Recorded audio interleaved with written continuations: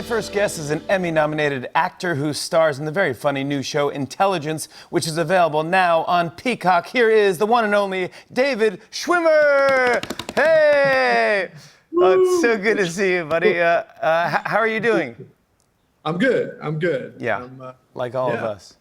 Living the dream. Yeah, just trying to do it, yeah. Well, you're making people laugh, which is why you're on our show. Thank you so much for coming on. I want to talk about your show, Intelligence. This is the first sitcom that you've done since Friends. I mean, I can just imagine what goes through your mind when you're thinking about this. I mean, that's such a high bar. Do you compare all of your, like, everything that gets offered to you to Friends?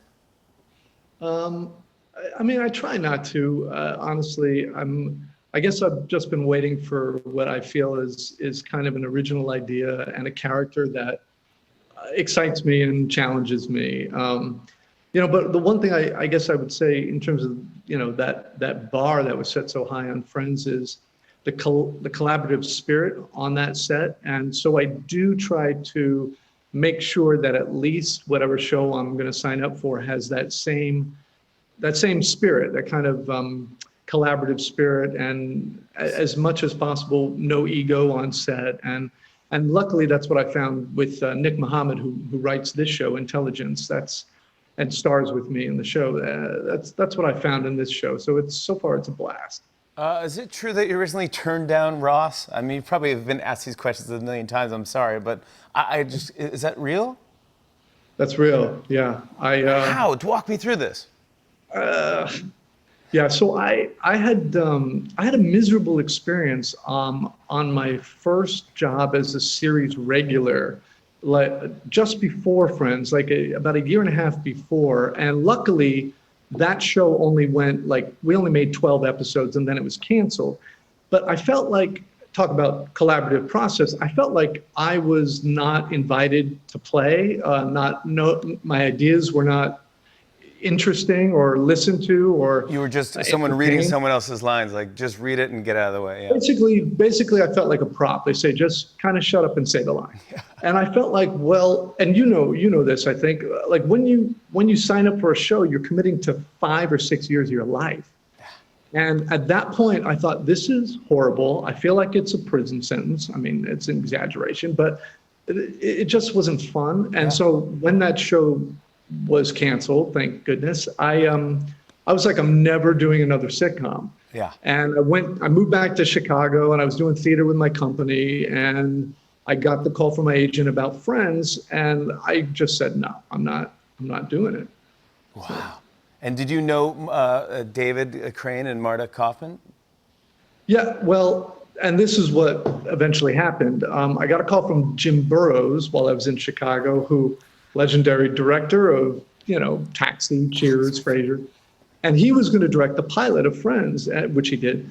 And he said, you got to come out and meet everyone. And I was like, I can't say no to this guy. He's like a legend. Sure. So I went out, and that's when Marta and David told me that they had written Ross with my voice in mind. And I was like, what are you talking about? And they reminded me I had auditioned for them a year before. They had written a show about 6 New Yorkers living in the same apartment building called Couples. And it was down to me and my buddy Johnny Silverman, who was cast. I love him. Yeah, and that show, they made the pilot, but it didn't go to series. And then a year or more later, they created Friends. And so when I heard that they wrote this part with me in mind, I was like, okay. Yeah, let's do this. I mean, that's the biggest compliment ever. I don't think anyone could ever picture anyone else doing it. There was talk of a reunion special with all of you guys getting together, and maybe talk of you guys quarantining together to make sure that the reunion happened. Is any of this true or no? You guys can stay at my apartment if you want to. Oh, that's so sweet. I mean, they're all in LA. They're all in LA, so.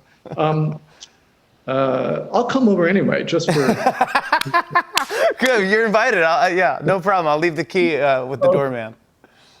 The hope is that this reunion special, which we love to shoot, it's unscripted. It's basically a really fun interview and then some other surprise bits. But it's supposed to happen maybe in August, the middle of August, but honestly, we're going to wait and see another week or two if we all determine it's really safe enough to do. And if not, then we'll wait until it's safe.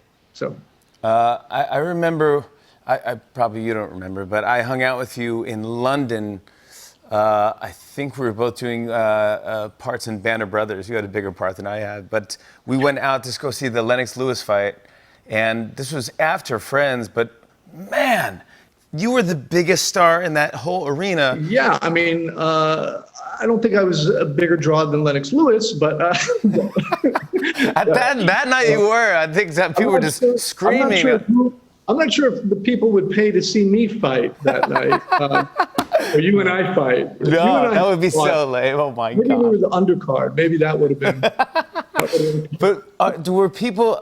What do people yell out the most to you when you get your quote? When you go to like an event or you go out?